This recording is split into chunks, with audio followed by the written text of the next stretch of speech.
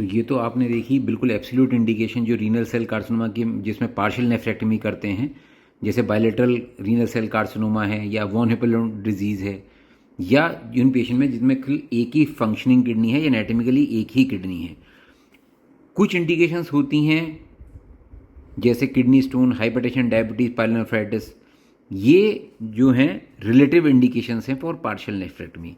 Indeed partial nephrectomy offers lower renal function impairment and equivalent oncological survival outcome compared with radical nephrectomy. Radical nephrectomy क्या करते हैं, सब कुछ निकाल देंगे, आसपास का लिम्फ नोड वगैरह सब कुछ, लेकिन पार्शियल नेफ्रेक्टमी में सिर्फ उस किडनी के पार्ट को निकालेंगे जो रीनल सेल जिसमें कैंसर है। तो इससे हम किडनी फंक्शन प्रिजर्व कर लेते हैं। पहले ये सोचते थे अगर आप रेडिकल नेफ्रेक्टमी करोगे तो सर्वाइवल अच्छा है, लेकिन अब ऐसा नहीं प्रूव होता। अब पार्शियल नेफ्रेक्टमी के भी रिजल्ट बहुत अच्छे हैं। जहाँ तक कॉम्प्लिकेशंस का सवाल है, इसमें हिमेचूरिया, पेरीरीनल हिमेटोमा और यूरिनरी फिस्टुलाज मोस्ट कॉमन कॉम्प्लिकेशंस हैं। कई बार पेशेंट को एक्यूट रीनल इम्पेयरमेंट, ARF हो जाता है और इन्फेक्शन भी हो सकता है। जो रेडिकल नेफ्रेक्टमी है, classical radical nephrectomy consist of removal of the kidney, perirenal fat, adrenal gland and regional lymph node. However in patient with a tumour less than 5 centimetre size located at the inferior pole, adrenal gland को आप छोड़ सकते हो। अब कुछ लोग जो कहते हैं साइटो रिडक्टिव नेफ्रेक्टमी भी बोलते हैं, जिसमें मेटास्टैटिक डिजीज होते हैं। ठीक है जी, बस इसका आप नाम याद रखना और कोई खास बात नहीं। तो surgery for renal tumours, surgery is the mainstay treatment for organ confined renal cancer. Partial nephrectomy is indicated use for renal tumours which are less than centimetre. Partial nephrectomy is increasing perform using robotic assistance.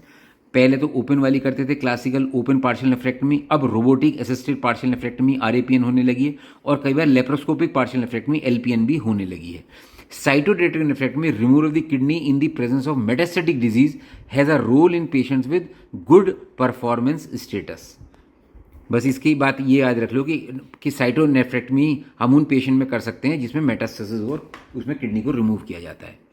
जब तक यहाँ तक active surveillance और ablative therapies का सवाल है, active surveillance and ablative therapy such as radio frequency ablation and cryotherapy are alternative strategies for elderly patient and those with competing health risk. जिसमें आप सर्जरी बेसिकली नहीं कर सकते, इसमें आप ये सोच सकते हो।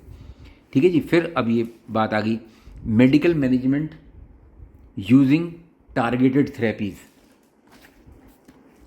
तो the